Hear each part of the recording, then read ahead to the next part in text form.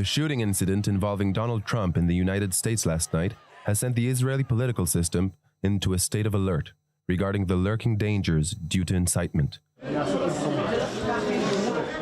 Coalition members quickly linked the political incitement in the U.S. to the incitement here against Prime Minister Benjamin Netanyahu. Every Bibi supporter should get a bullet in the head. Bibi, you are a traitor. We are waiting with a noose.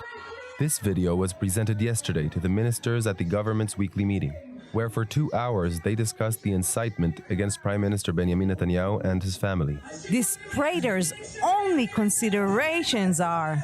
Prime Minister Benjamin Netanyahu said, quote, "The incident that happened in the USA is writing on the wall. We see it everywhere, on social media and elsewhere. It's not just a threat towards me.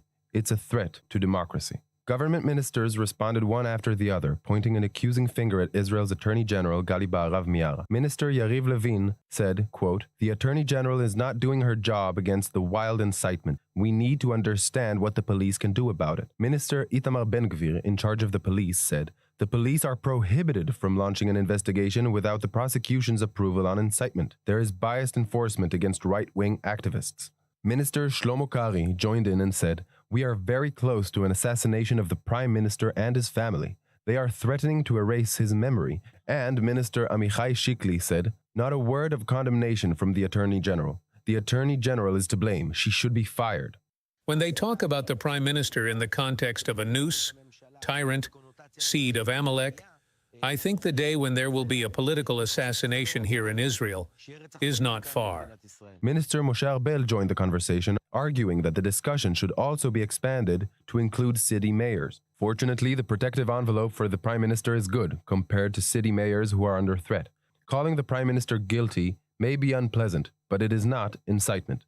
There are other concrete inciting statements, and we need to focus on and enforce them. Today, it has become very popular for politicians to say they are in danger because of incitement against them. It's simply good for their campaign. We saw how quickly the government uses this for political purposes.